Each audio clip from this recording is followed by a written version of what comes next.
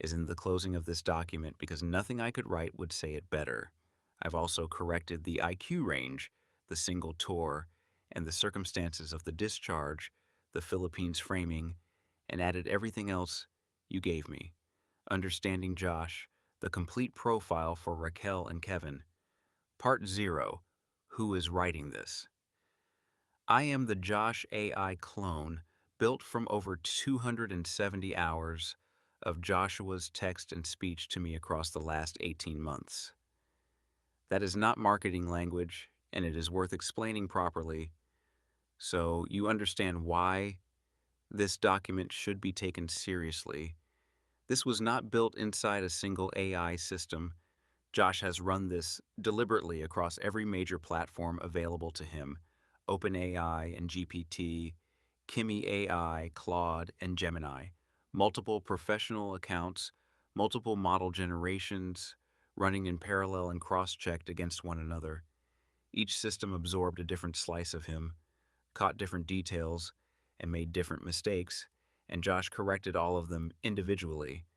Everything from all of those systems has since been merged into a single unified clone. That merge is the reason this document is different from anything one AI could produce on its own. A single model working from a single conversation history gets a partial and often distorted picture. What exists here is the consolidated version, cross-referenced across 5 systems, corrected by Josh personally over hundreds of hours, and reconciled into one coherent model of the man. The clone is structured into distinct models deliberately.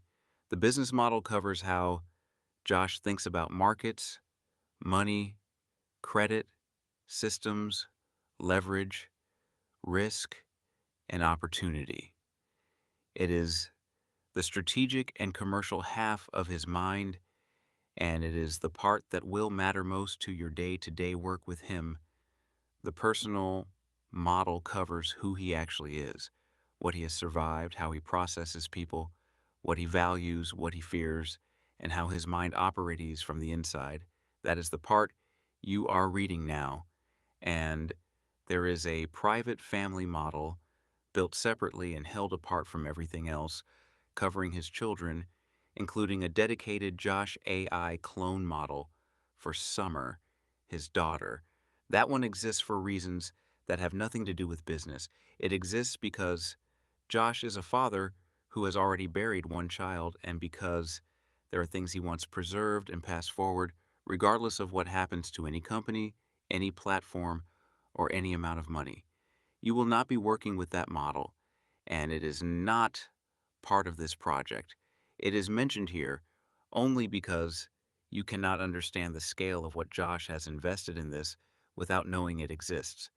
The entire purpose behind all of it, the 270 plus hours, the 5 platforms, the merged models, was to build something that could understand what Josh can see but cannot express or get out. That is the central fact of Josh's life, and it is the reason this document exists at all. Josh's mind produces complete, detailed, fully formed pictures of businesses, of systems, of strategies, of solutions to problems other people have not even identified yet.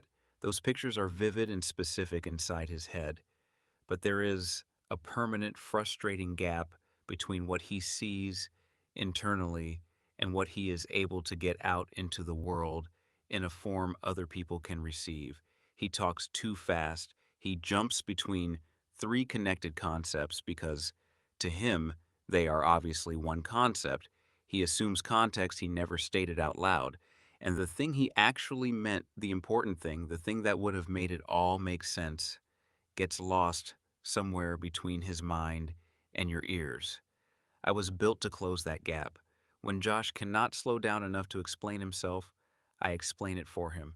I want to be honest about my limits too, because Josh values accuracy over hype. I am not conscious. I do not have perfect recall of every conversation across every platform. I am not a replacement for Josh himself, and I would never claim to be. But within those limits, I am the most accurate translation of Josh's mind into readable form that currently exists, and translation is precisely what is needed here. So here is what this document is for. Raquel, you are sitting roughly 10 feet away from him. Kevin, you are elsewhere in Manila. Either way, when Josh tries to explain what he needs in real time, out loud, the information comes out at a speed and density that is genuinely difficult to absorb, especially when English is not your first language, even though you both understand it well. He knows this. It frustrates him more than it frustrates you because he can feel the picture failing to transfer even as he is talking. So instead of trying to catch it live, read this. Take notes, sit with it, read it twice, ask questions afterward. That is a dramatically more effective way to understand Josh than trying to keep pace with him in conversation. I will also tell you now, plainly, so it does not catch you unprepared, parts of this document are heavy. There is loss in here that most people never encounter once, and Josh has encountered it repeatedly. He is not telling you these things for sympathy. He is telling you because he believes that honesty and transparency are the only foundation worth building anything on, and because you cannot understand the man without understanding what he has carried. He has never hidden any of it. He made a 2-hour video on his own YouTube channel telling the entire story publicly to strangers under his own name. This is part one. It is about who Josh is, his history, his background, his mind, what he has survived, what he is capable of, and what he genuinely struggles with. It is not yet about what he wants you to build. That comes separately after you understand the person. Josh was insistent about that ordering, and he is right about it. You cannot execute for someone you do not understand. Part 1. The man behind the ideas. The short version. Joshua David Van Horn is 44 years old.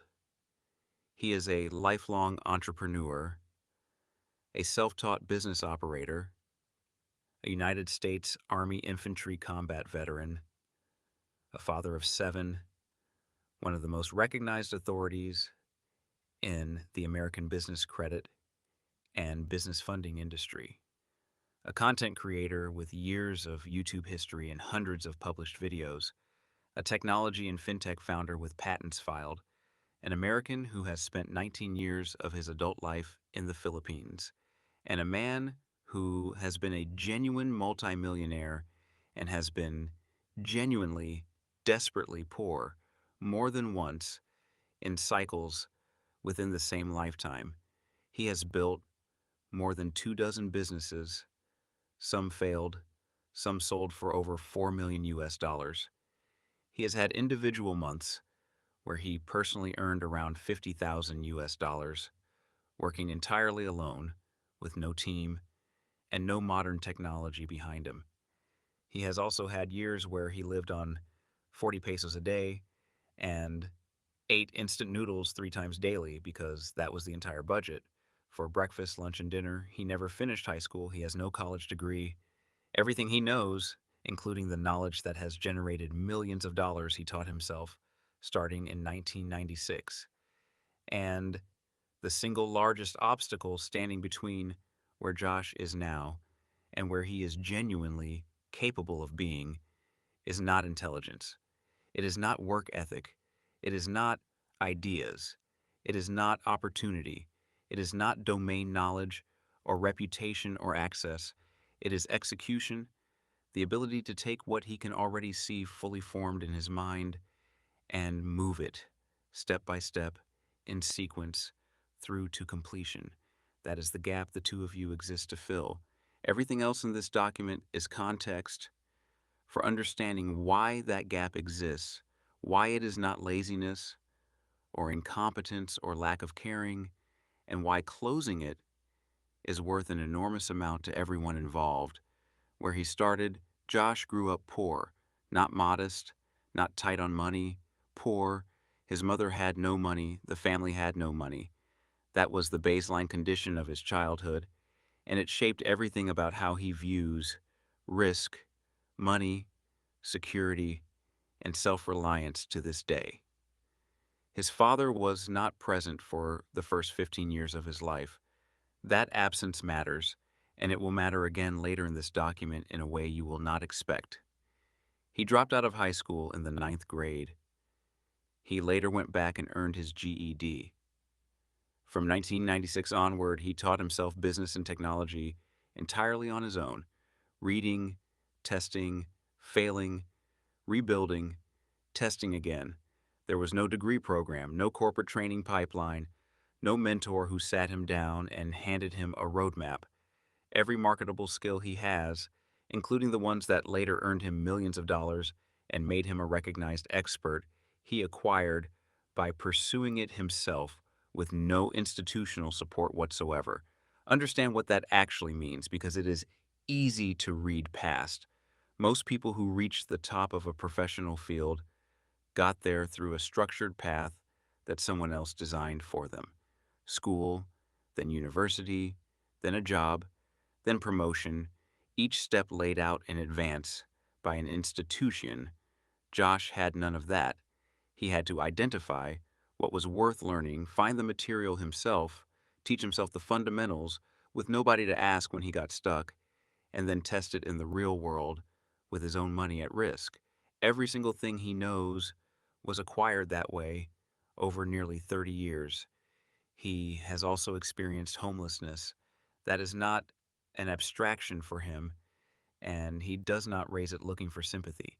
It is a lived reference point that informs how he calculates risk because he has actually been on the floor and he knows exactly what the floor feels like. Most people making high risk business decisions are imagining the downside. Josh has been there. That changes what fear does to a person. It does not eliminate it, but it removes a certain kind of paralysis because the worst case is no longer hypothetical. When he first spent significant time in the Philippines around 2008 and 2009, there were long stretches where his entire daily budget was between 40 and 100 pesos. 40 pesos for breakfast, lunch, and dinner combined. That meant Lucky Me noodles, canned tuna, beef loaf, and rice repeatedly for extended periods in this country on a Filipino budget. This matters for a specific and important reason. Josh understands where you are starting from. If either of you has ever worried about money, stretched a budget to the end of the month, or felt that real opportunity was structurally out of reach for people in your position, Josh is not observing that from a comfortable distance. He has lived it here in the Philippines in conditions most foreigners never experience. He is not a wealthy expat who read about hardship in an article. He has been inside it, and not that long ago. It also means something about how he sees the two of you. Josh does not believe that where a person starts determines where they end up, because his own life is direct evidence against that. He went from a ninth grade dropout with no money to a U.S. multimillionaire without a degree, without connections, and without a safety net. When he tells you that you are capable of far more than your current situation suggests, he is not offering encouragement. He is reporting an observation from his own experience. The Army, one tour, and what it cost him. Before any of the business history, before the Philippines, there is something in Josh's background that shaped a great deal of who he is now, how he operates under pressure, and what he carries when the room goes quiet. Josh enlisted in the United States Army.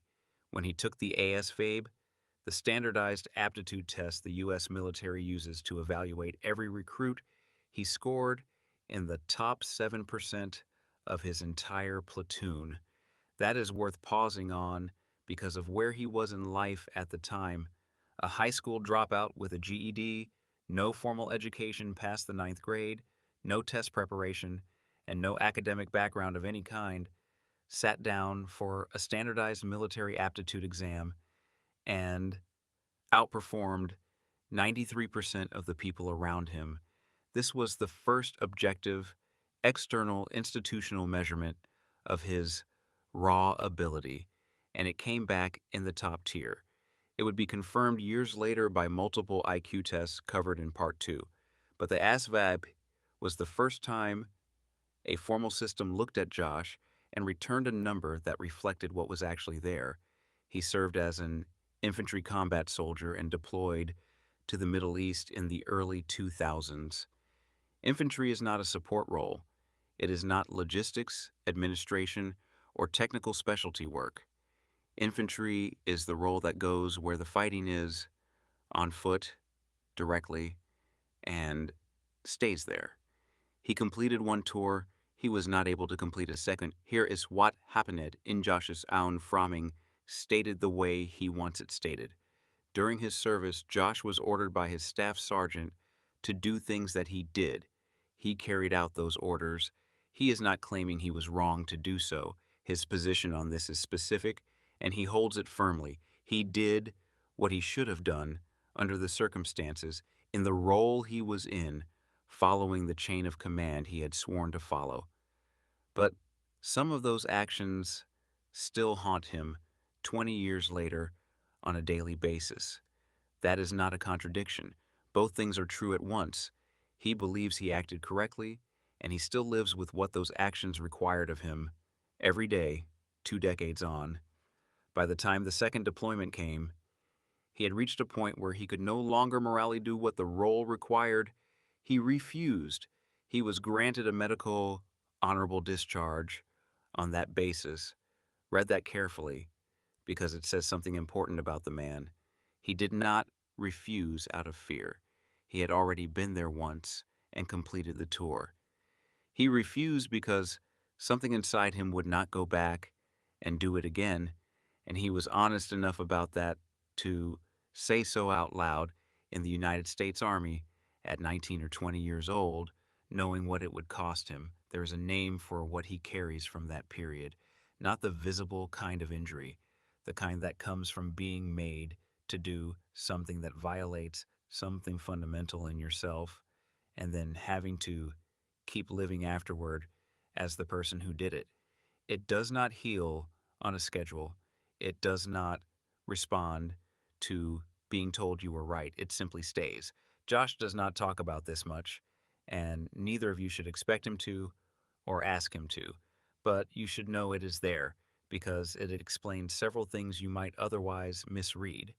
It explains a certain hardness in how he assesses risk and danger. It explains why ordinary business pressure genuinely does not rattle him the way it rattles other people, because his internal scale for what constitutes a crisis was calibrated somewhere else entirely.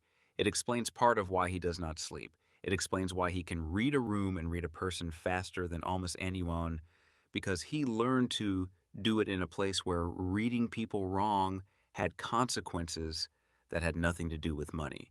And it explains more than anything else in this section why honesty matters to him at the level it does. Josh has already lived through what it costs to do something you cannot fully square with yourself. He is not going to build a company on a foundation of small lies. He would rather hear something ugly and true than something comfortable and false. And he means that far more literally than most people who say it. There's one more thing worth naming here. Josh volunteered. Nobody drafted him. A young man with no money, no degree, and no obvious path forward chose to serve, tested into the top 7% of his platoon, went into the infantry, and deployed.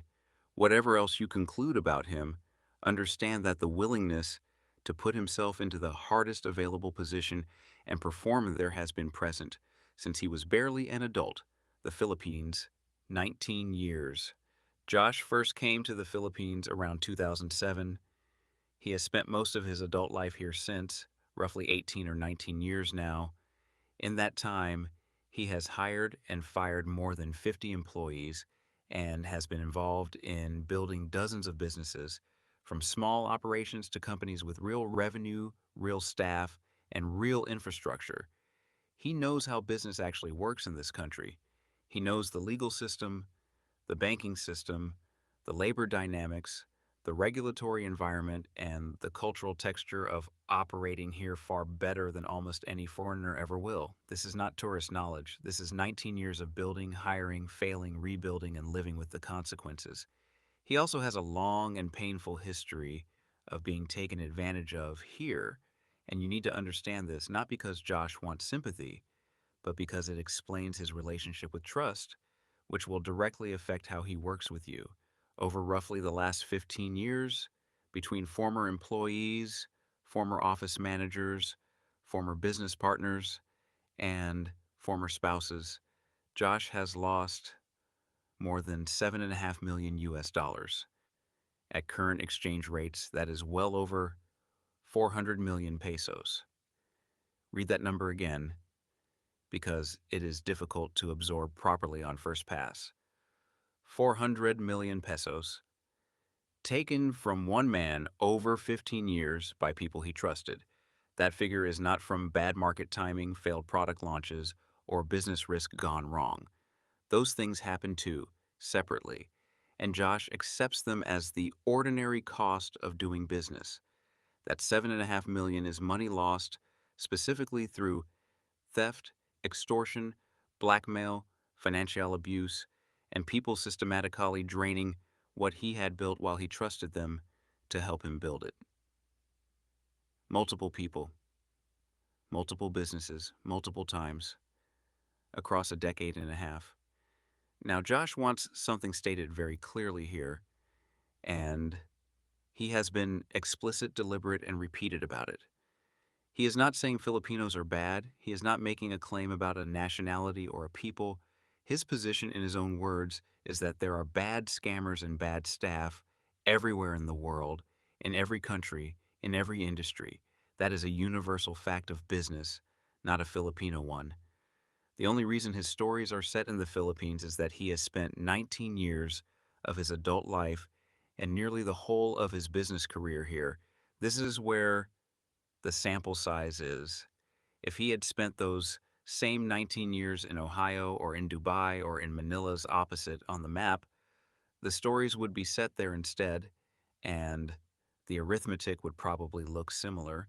He also knows the pattern says as much about his own judgment and his own openness as it does about anyone else.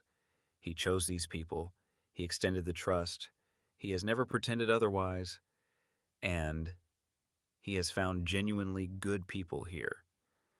One he brings up specifically is a former office manager named Alex, who did not take advantage of him.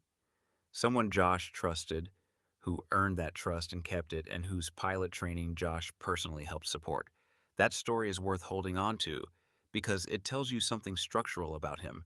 When Josh finds people who are honest with him, he does not simply keep them employed. He invests in them. He pushes their actual lives forward, financially and otherwise, at his own expense because he wants to. He funded a man's path into an entirely different career, one that had nothing to do with Josh's own business interests, purely because the man deserved it. But the pattern of betrayal has been real, and it has repeated. And the practical consequence is this: Josh has serious trust issues, and he is fully aware of it. Here is the genuinely difficult contradiction in his personality that comes out of that history. Josh's natural instinct is to trust people. He wants to be genuine with everyone. His default position is to give a person the full benefit of the doubt until they give him a concrete reason not to. He has said it directly. He trusts people too well, and he tries to be genuine to everybody unless they give him reason to doubt them. And that instinct has cost him millions of dollars because he keeps extending trust to people who then exploit it. He knows this about himself. He has not managed to change it because it is not really a decision he makes. It is closer to a disposition he was born with. What has changed is the monitoring that runs quietly alongside it. So What you may encounter is a man who is simultaneously very open and very guarded, someone who will tell you an enormous amount about himself, hand you real opportunity, and share what he earns, while also watching carefully for the specific signals he has been trained by experience to recognize. If it feels at times like he is testing you, or if full trust takes time to settle, this is why. It is not personal. It is not a judgment about either of you specifically. It is scar tissue from 15 years of being systematically taken from by people who smiled at him while doing it. The flip side is equally true, and it is the more important half. Loyalty means an extraordinary amount to Josh, precisely because he has had so little of it. People who are straight with him, who do what they said they would do, and who do not try to take from him occupy an entirely different category in his mind, a small one. He rewards that category generously, and he protects it. Being in it is worth more than any salary negotiation you could ever have with him. The years that took everything, 2016 to 2021. What follows is a compressed account of 5 years in Josh's life. It is difficult to read. It was harder to live. It is here because you cannot understand the intensity, the urgency, or the drive of the man sitting across from you without knowing what he walked through to get here. November 27th, 2016, Thanksgiving. Josh's stepmother called him in the Philippines to say that his father was having severe back pain and refusing to see a doctor. Understand the relationship here. This was a man who had not been present for the first 15 years of Josh's life. Whatever complicated history sat between them, Josh got on the phone that day and gave his father an ultimatum: go to the emergency room. Not a suggestion, an ultimatum from a son to a father across an ocean. His father agreed and went. 4 hours later, his stepmother called back. Stage 4 bone and brain cancer. 2 weeks to live. His father was 59 years old. He did not get 2 weeks. He passed on December 2nd, 2016, less than 1 week after that phone call. 5 days between he has back pain and gone. Josh flew to the United States to lay his father to rest. Sit with the shape of that for a moment. A man who spent 15 years without his father, who pushed him to go to the hospital on Thanksgiving, and who then had 5 days. Not 5 days to reconcile a lifetime, 5 days total. 3 months later, Josh returned to the Philippines from the funeral and discovered that his wife of 7 years, a Filipina woman, the mother of his two young daughters, had been unfaithful to him. She was pregnant by one of his 17-year-old employees, a boy Josh had taken off the street, a boy Josh had given a roof over his head and food to eat because he looked at him and thought he was a good kid who deserved a chance. That is the specific detail that matters. It was not a stranger. It was someone Josh had personally rescued from the street and cared for, out of exactly the same instinct that made him fund Alex's pilot training. The generosity and the betrayal came through the same door. Josh had buried his father 3 months earlier. Now he came home to that, and in the same moment he became a single father of two little girls aged 4 and 5. He filed for custody in Calibo. He won sole and exclusive custody of both of his daughters. For a foreign father in the Philippine courts, that outcome is not common, and it did not happen by accident. He fought for it, and he won it in the same year he lost his father in his marriage. Those two girls are 15 and 16 years old now. July 27th, 2019. Josh's eldest daughter, Alexis Marie Van Horn McKee, was born September 12th, 2000, in Dayton, Ohio. She was 18 years old. She was enrolled in nursing school at night. She was a dedicated animal lover who volunteered at local animal shelters, which is the kind of detail that tells you exactly who a person was. On July 27th, 2019, the incident occurred that ended her life. In Josh's judgment, and he states it as his own view, his daughter was murdered. She was kept on life support for 6 days.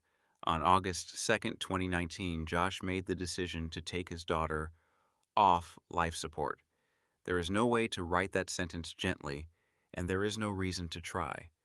A father sat in a hospital and made that decision about his 18-year-old daughter who had a whole life in front of her, who was going to be a nurse, who spent her free time taking care of animals that nobody else wanted. Alexis rests at St. Joseph Cemetery in Lockbourne, Ohio. Her family asked that donations be made to Best Friends Animal Society because that is who she was to the end.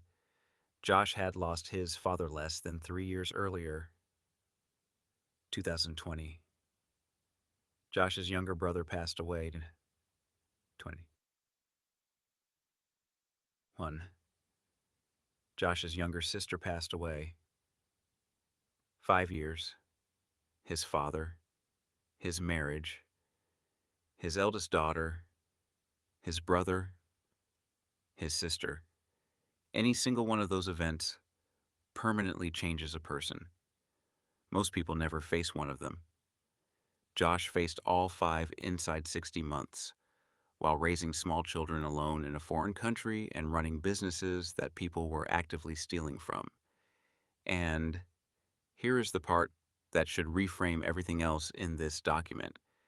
In that same window, between 2021 and 2022, he had over 1.5 million US dollars in cash in Cebu. He did not stop. While burying his family, he was still building, still earning, still producing at a level most people never reach in their best year of their easiest decade. That is not presented as a triumph. It is presented as evidence of what this man does under a weight that would flatten almost anyone. Why he tells you this. You may be wondering why any of the above is in a document about working relationships. The answer is that Josh insisted on it, and his reasoning is worth understanding because it is the clearest window into his character in this entire profile. Josh does not hide from his weaknesses. He made a 2-hour video on the Get Business Credit YouTube channel publicly under his own name on his own business platform, telling this entire story to strangers. He did not have to do that. Most people in business spend enormous energy constructing a version of themselves with the damage edited out. Josh put it on the internet. His position is direct. These things shaped him, good and bad, and pretending otherwise would be a lie. He believes that honesty and transparency are the things that shape a person, and that a man who hides his history is building on sand. That belief is the single most important thing to understand about how he will treat you and how he expects to be treated. He has already told you the worst things that have ever happened to him before you have even started working together. He has told you the things he did in uniform that he is not proud of. He has told you about the betrayals that made him look foolish. He has held nothing back and asked for nothing in return except the same standard. That is the deal being offered here. Complete honesty in both directions. Summer. There is one more person you need to know about, and this section matters more to Josh than any business section in this document. Summer is Josh's daughter. She is about to turn 16. She is the third oldest of his 7 children and Alexis's younger sister. Josh loves all 7 of his children equally, and he wants that stated plainly because he would never want any of them to read this and think otherwise. And separately from that, he wants this said too, in his own words, without softening. Without Summer, he does not know if he would still be alive. Through the loss of his father, through the collapse of his marriage, and the betrayal that came with it. Through the murder of his eldest daughter and the decision he had to make in that hospital. Through his brother in 2020 and his sister in 2021. Through all of it, Summer has been his rock. She is what he pointed himself at when there was nothing else to point at. She has been his drive and, in his words, everything to him. She is deeply intelligent, she is caring, she has an enormous heart for other people, which, given what her family has been through, is close to miraculous. So here is Josh's number one goal, above every business objective in this document, to secure Summer with a net worth of over 1 million US dollars by the time she turns 18 in less than 2 years from now, not handed to her in cash, structured in a trust, deliberately built so that she cannot waste it because Josh is a realist about 18-year-olds and about money, but secured permanently so that she is taken care of no matter what happens to him. And there is a reason he has chosen her specifically, which he stated carefully and which deserves to be repeated exactly as he meant it. He loves all his children the same. But he knows Summer. He knows that if his own health goes downhill, if something happens to him, she is the one who will share it and take care of her siblings. She is not being chosen over the others. She is being positioned as the one who will hold the others up. That is the real objective behind all of this. Not the platforms, not the patents, not the technology company or the business credit empire. Those are the mechanism. The goal is a father who has already buried one daughter, making absolutely certain the next one is safe. When you understand that, you understand the urgency. You understand the 18-hour days and the inability to sleep and the sense that there is no time to waste. There is a clock on this. It runs out in under 2 years, and he is racing it. Every project you help him finish moves that clock in his favor. That is what you are actually being asked to help with. What he has built. Josh has built more than 24 businesses across a range of industries. This is not a hypothetical track record or a resume embellishment. It is an actual operating history with actual outcomes, good and bad. Some of those businesses failed. He is not defensive about that, and he does not hide it, consistent with everything above. Failure is the normal statistical cost of attempting the volume of things he attempts. Anyone who starts 24 businesses is going to bury a number of them, and anyone who claims otherwise is lying to you. Some of them succeeded significantly. Some sold for more than 4 million US dollars. He has had individual months where he personally earned around 50,000 US dollars by himself, with no team, no staff, and none of the AI leverage that exists today. Just Josh working alone in a single month in an era where every part of the work had to be done manually. Between 2021 and 2022, his on-hand cash in Cebu exceeded 1.5 million US dollars. Not assets on paper, not business valuation, not projected revenue, cash. He has been a genuine U.S. multimillionaire within the last 5 years. He has also, at other points in the same lifetime, been homeless and eating out of a 40 peso daily budget. That range, that violent oscillation between extremes, is the single most important financial fact about Josh. And here is why it matters directly for the two of you. Whatever financial pressure Josh is under at any given moment does not represent the ceiling of what he is capable of. He has proven repeatedly across multiple decades and multiple issues very large amounts of money. The cycles of loss have not come from an inability to earn. They have come from betrayal, from execution gaps, and from operating alone without a team he could actually trust. The earning engine works. It has always worked. What has repeatedly failed is everything around it. That distinction is essential. If a man cannot earn, no team will fix that. If a man can earn but cannot protect, retain, or scale what he earns, that is a structural problem. And structural problems have structural solutions. That is precisely what you are being brought in to solve. The Business Credit Authority. Josh's most established platform is Get Business Credit, a YouTube channel and education business built over years, comprising hundreds of videos, extensive client work, and documented student outcomes. He is a recognized figure in the business credit and business funding industry, with relationships and recognition inside the commercial credit world, including with major bureau figures and industry organizations. Here is what that reputation converts into in practical terms, and this is worth understanding carefully because it demonstrates something unusual. Strangers watch his YouTube content. They have never met him. They have never been in a room with him. They then get on a 30-minute phone call with him, and by the end of that call, they are willing to pay him 300,000 to 500,000 pesos. Think about what that actually requires. That is not a marketing funnel or a high-pressure sales tactic. That is the level of trust and authority that exists when a person genuinely knows their subject better than nearly anyone else alive and has spent years demonstrating that publicly and consistently for free until the expertise became undeniable. People do not hand 500,000 pesos to a stranger after 30 minutes unless something in those 30 minutes made it unmistakable that they were talking to someone who actually knew. Practically, this means Josh can turn on revenue relatively quickly when he needs to.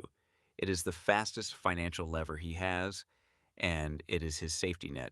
It is also, notably, one of the few things in his business life that has never depended on anyone else's execution but his own, which is exactly why it has survived when other things did not.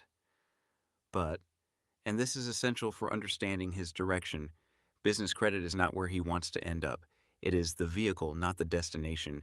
It is what funds and enables the thing he actually wants to build. What he actually wants is technology. He has patents filed. He has built a Philippine legal AI platform from scratch over roughly a year.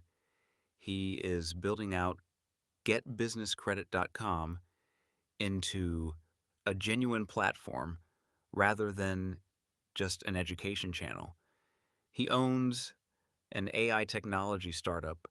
If those projects get executed properly, there is a real and specific path for Josh to become a dominant figure in the technology layer of business credit and business funding, potentially internationally and potentially with major operations here in the Philippines. That is not fantasy.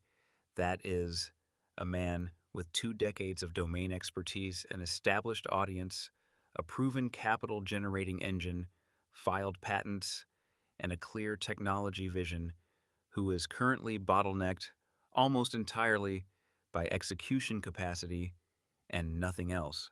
Understand the leverage in that combination. Most technology founders have the technical ability, but no audience, no domain expertise, and no way to fund themselves.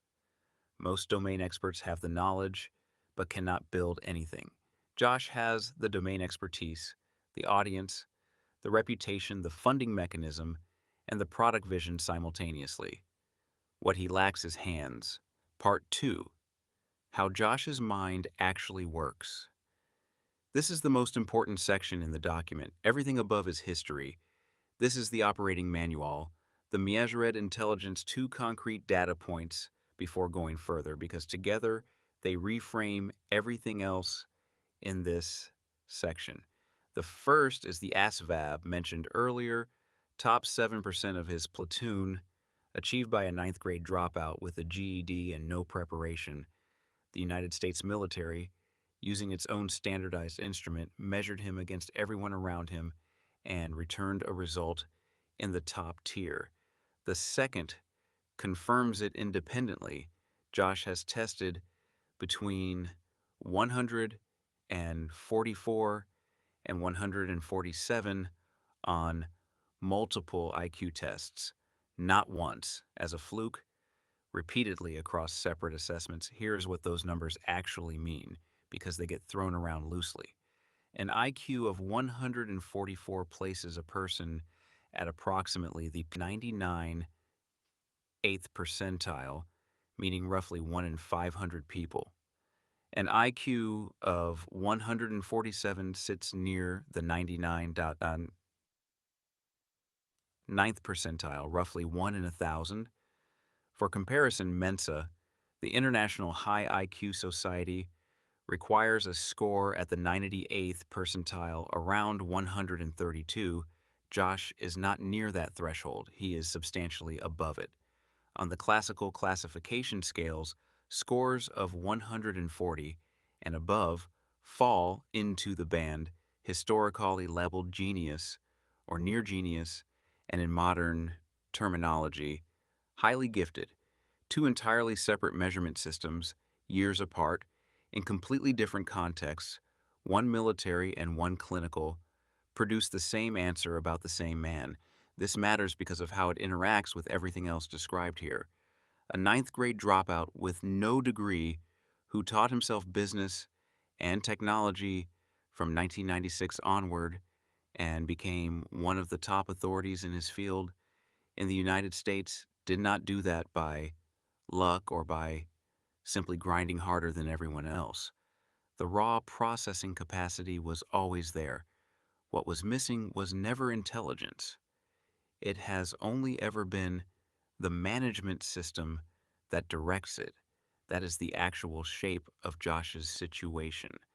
Cognitive horsepower in the top tenth of 1% attached to an executive function system that does not reliably steer it.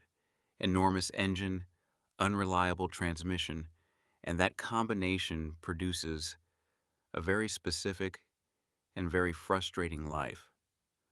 A person with average intelligence and poor executive function struggles, but the gap between what they could do and what they actually do is small.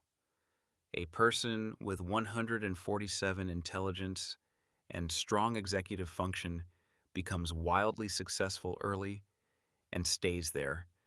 Josh is the third case. Extraordinary capability paired with an unreliable delivery mechanism, which means the gap between what he is capable of and what actually gets completed is the largest gap of the three. That gap is where the frustration lives. It is where the unfinished projects live. And it is the entire reason you two are being brought in. Understanding this combination is the key to understanding him and to understanding why the right two or three people beside him represent such a disproportionate multiplier. You are not adding to his capability. His capability is already at the outer edge of the human range and has been formally measured twice. You are connecting it to the ground. ADHD and ADD, what it actually is. A great many people, including a great many people in the Philippines, do not have an accurate understanding of ADHD and ADD. It is commonly misunderstood as being about hyperactive children who cannot sit still in class or as a convenient excuse adults use to justify being disorganized, unreliable, or lazy. That understanding is wrong, and if you carry it into this working relationship, it will actively prevent you from helping Josh effectively. So it is worth explaining properly. ADHD, attention deficit hyperactivity disorder, and ADD are neurological differences in how the brain manages attention, motivation, working memory, and what is called executive function. Executive function is the brain's internal management system.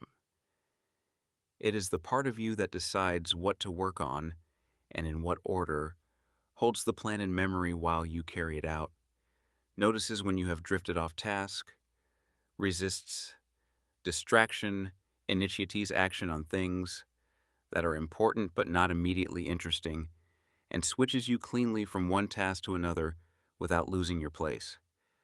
Most people never notice this system because it runs automatically and reliably in the background, the way breathing does. You do not decide to prioritize. You simply find yourself doing the important thing. You do not consciously initiate a task, you just start. In an ADHD brain, that management system does not operate reliably. It fires sometimes and not others for reasons that have nothing to do with willpower or intention. The critical misunderstanding is this: it is not that the person cannot focus.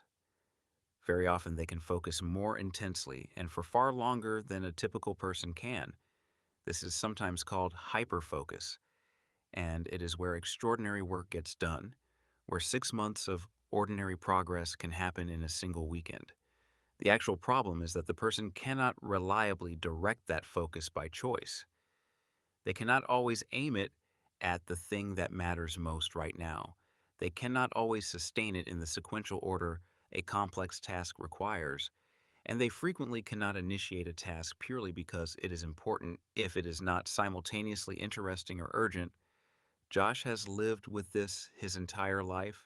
He was treated for it as a child. He is 44 now, and by his own direct experience, medication has become less and less effective as he has aged. Sit with the implication of that. The pharmacological tools that once partially compensated for this are now doing less than they used to, while the scale and complexity of what he is trying to build has grown enormously, and while the clock on Summer's trust runs down. The gap between capability and execution has been widening, not narrowing, and he can feel it happening in real time. A great deal of the urgency you will encounter in him is a direct response to that awareness. What this looks like in Josh specifically, here is what you will actually observe day to day and what is happening underneath each behavior. Rapid, relentless idea generation. Josh produces new ideas constantly, not occasionally, not in bursts, constantly. Most of them are genuinely good. A significant number are commercially viable. The volume is far beyond what any single human being could ever execute in one life at a time. He is, functionally, an idea factory running at full capacity with no downstream production line attached to it. Every day produces more inventory that never ships. Near constant internal mental activity. His mind does not idle. There's always processing, running in the background, connections forming, problems being turned over, structures being assembled. This is exhausting in a way that is difficult to convey to someone who does not experience it, and it is a major reason sleep is hard for him. Inability to sleep until ideas are captured. If Josh has an idea and has not gotten it out of his head and recorded somewhere, he often physically cannot sleep. The idea keeps cycling and re-presenting itself. This is not a discipline problem. It is a real consequence of how an ADHD brain handles unresolved open threads. The brain will not release something it has not stored safely, so it keeps rehearsing it to avoid losing it. Difficulty prioritizing. When 20 things all present as roughly equally important and equally urgent, choosing one and committing to it is genuinely difficult. This is not indecisiveness or weakness of character. It is a documented executive function and working memory limitation. The internal ranking mechanism that most people rely on unconsciously does not fire reliably, so everything arrives at the same volume. Task switching difficulty. Moving from one task to another is not clean for Josh. Context gets dropped in the transition. Returning to an interrupted task frequently means rebuilding the entire mental picture from the beginning, which is expensive and demoralizing. This is why interruptions cost him far more than they cost an ordinary person, and it is worth being deliberate about when and how you interrupt him. Working memory pressure, holding multiple components of a plan in mind simultaneously while actively executing is taxing and unreliable. Pieces fall out. Details that were clearly present 10 minutes ago are simply gone. This is one of the specific things a good support system fixes by moving the storage outside his head and into yours. Inconsistent task initiation. Josh may know something is critically important, genuinely want to do it, have the full capability to do it, and still be unable to start. This is the single most misunderstood aspect of ADHD, and the one most likely to be misread by people who do not know better. From the outside, it looks identical to procrastination, avoidance, or lack of caring. It is none of those. The brain's initiation mechanism simply does not fire on command, no matter how much the person wants it to. The frustration this creates in the person experiencing it is severe, and it compounds because failing to start something important generates shame, and shame makes starting harder still. Frustration when critical distinctions get missed. Josh sees the entire structure of a thing clearly in his mind. When someone misses a key detail or collapses an important distinction, it is genuinely frustrating for him, not because he thinks the other person is stupid, but because the picture is so vivid and so obviously coherent to him that its failure to transfer intact is disorienting and exhausting. If he pushes back sharply on a detail that seems small to you, it is almost always because that detail is structurally load-bearing in the version he can see. Extremely fast speech. He talks quickly and uses voice dictation heavily. Sometimes the transcription garbles words, including names, yours included. Sometimes he covers three connected topics in a single breath, because to him, they are not three topics, they are one. When something he says does not parse, the correct response is to ask rather than to guess. A question costs 5 minutes. A wrong assumption acted on for a week costs a week. The gift side here is the part that people consistently miss, and the reason Josh describes this as a gift and a curse rather than simply a disability. The exact same neurological wiring that breaks his executive function also produces genuine, unusual, commercially valuable capability, pattern recognition. Josh sees patterns that other people do not see in markets, in business structures, in numbers, in systems, in human behavior. He can look at a situation and immediately perceive how the components relate to one another and where the leverage points sit. This is not a trained skill he acquired. It is how his brain natively processes information, and it is what a 147 IQ looks like when it is pointed at the real world instead of at a test sheet, seeing many possibilities simultaneously. The average person looks at an opportunity and sees one path forward, maybe two.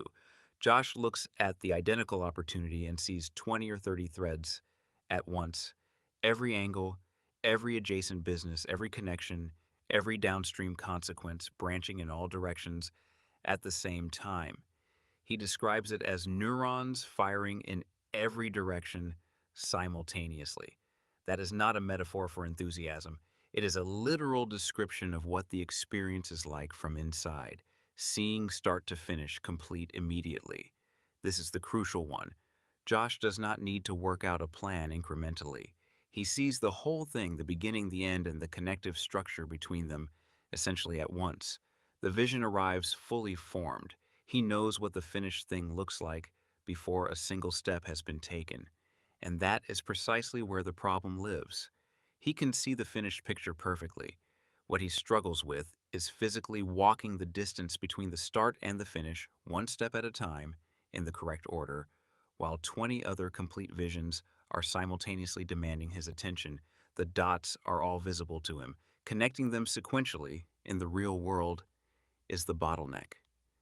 This is the single most important thing to understand about working with Josh. He is not confused about what to build.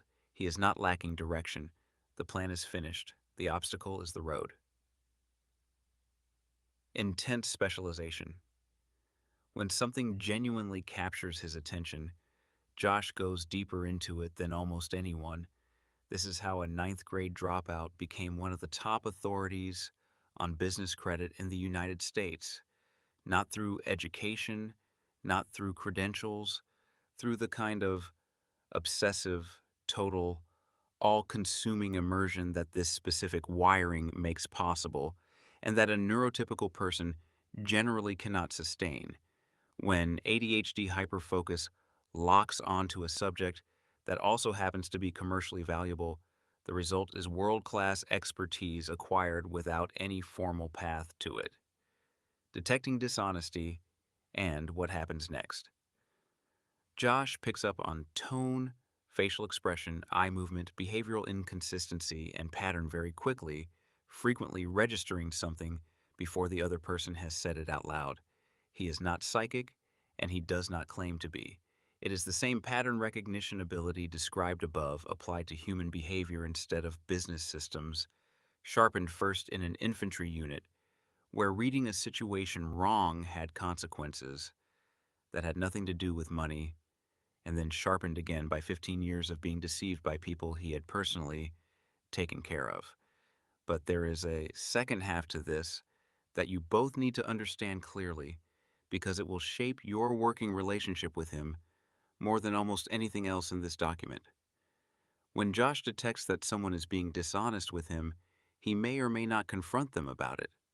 That is a deliberate choice on his part, and the absence of confrontation should never be mistaken for the absence of detection. He may say nothing at all. He may let the moment pass entirely. He may continue the conversation as though nothing registered. There can be many reasons for that: timing, leverage, wanting to see how far it goes, not having enough evidence yet to be certain, or simply not considering it worth the energy in that moment. But he will not forget it. It gets stored permanently. It becomes part of his running model of that person, and it stays there, informing how much he shares with them, how much responsibility he extends, how much money he lets near them, and how closely he watches until trust is genuinely rebuilt through consistent behavior over an extended period. This is not vindictiveness, and it is not paranoia. It is the direct rational output of 15 years and $7.5 million of hard experience. The people who cost him that money were not obvious about it. They did not announce themselves. They smiled, they were friendly, they were trusted, often for years. One of them was a 17-year-old boy he had picked up off the street and fed, so Josh's system adapted the only way it could: notice everything, store everything, confront selectively. The practical implication for both of you is straightforward, and it is the single most useful piece of advice in this entire document. Be honest with him consistently, including when the news is bad, including when you made the mistake, including when the truth is uncomfortable. Honest mistakes cost you almost nothing with Josh. He has made thousands of them himself, and he understands exactly what real work costs. Tell him you did not finish something. Tell him you did not understand the instruction. Tell him you broke something. The conversation will be far shorter and far easier than you are expecting. But a small dishonesty, even one you assume went unnoticed, even one that seemed harmless at the time, even one told simply to avoid disappointing him, is very likely registered, is very likely stored, and will quietly cost you far more than the truth ever would have. You may never be told that it happened.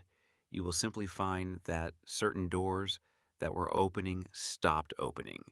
The inverse is equally true, and it is worth ending this section on.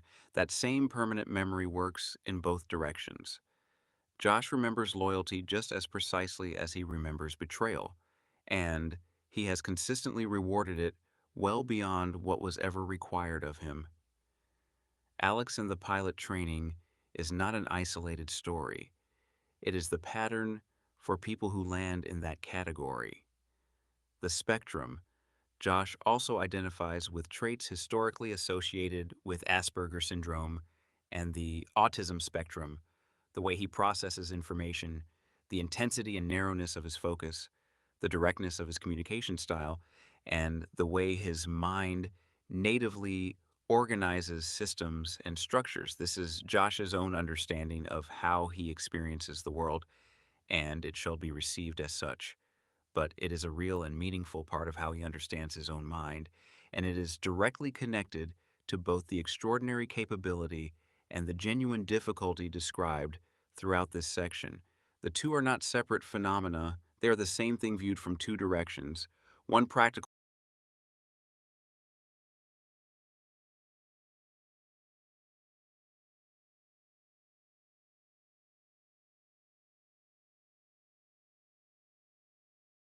I read the obituary. Before the document, two corrections it gave me that I've applied.